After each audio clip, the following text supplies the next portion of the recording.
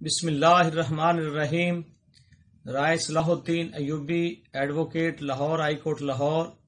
موجودہ ملکی صورتحال پر حکومتی اداروں اور مذہبی قیادت کی خدمت میں چند ایک معروضات پیش کرنا چاہتا ہے۔ قیام پاکستان سے لے کر استحکام پاکستان تک اہل سنت و جماعت نے ہر موڑ پر اپنا کلیدی کردار ادا کیا ہے۔ سابقہ ادوار میں اور موجودہ دور حکومت میں مسئلہ ختم نبوت اور تحفظ ناموس رسالت کے حوالہ سے تحریک لبیک پاکستان نے ایک جاندار ملک بھر میں تحریک چلائی، اور جس کے نتیجہ میں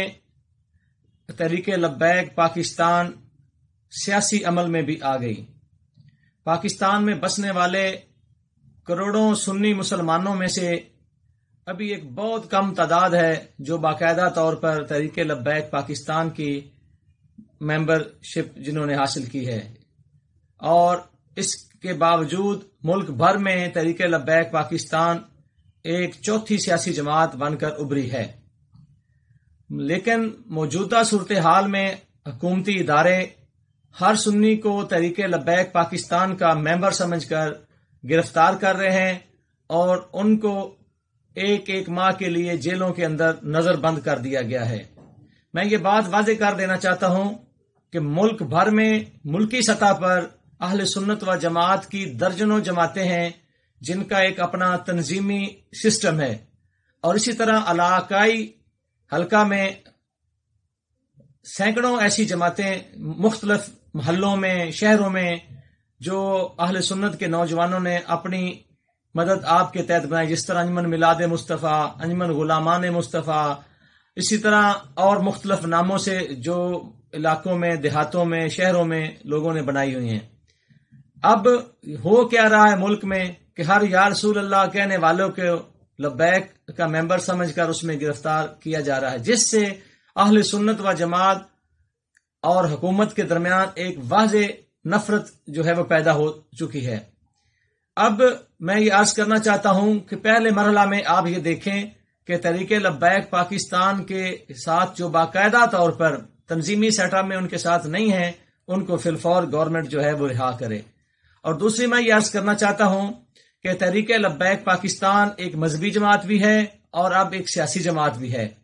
آئین پاکستان ہر شخص کو، ہر جماعت کو قانون و آئین کے اندر رہتے ہوئے مذہبی آزادی کی اجازت دیتا ہے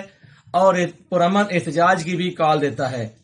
جو لوگ تحریک لبیک پاکستان کے نام پر افراتفری، انتشار اور توڑ پھوڑ میں ملوث ہیں، جبکہ باقاعدہ طور پر تحریک لبیک پاکستان کی قیادت ان سے اپنا لا تعلقی کا اظہار کر چکی ہے،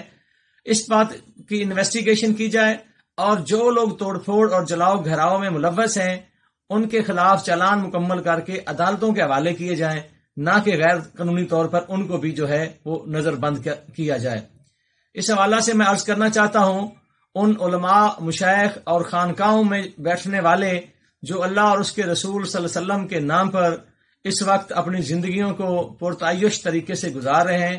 کہ خدا را تحریک ختم نبوت یا ہو یا تحفظ ناموس رسالت کا مسئلہ یہ کسی فرد واحد کا مسئلہ نہیں ہے، بلکہ یہ پوری امت کا مسئلہ ہوتا ہے۔ تو اس حوالے سے ایسے علماء و مشائخ کو بھی کردار ادا کرنا چاہیے کہ یہ جو غلط فہمی پیدا ہو چکی ہے ایک فرد واحد کے بیان کی وجہ سے،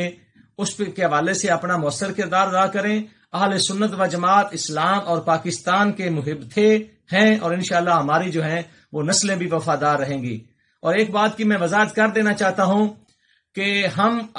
محمد الرسول اللہ صلی اللہ علیہ وسلم کے امتی ہیں، اور اسلام پاکستان کی نظریاتی اور جغرافیائی سرحدوں کے محافظ ہیں، اور ناموس رسالت کے لیے، اسلام کے لیے اور پاکستان کے لیے ہماری جانیں اور ہماری نسلیں بھی اس پہ قربانی دینے کے لیے تیار ہیں۔ اسلام زندہ باد، پاکستان پائندہ باد۔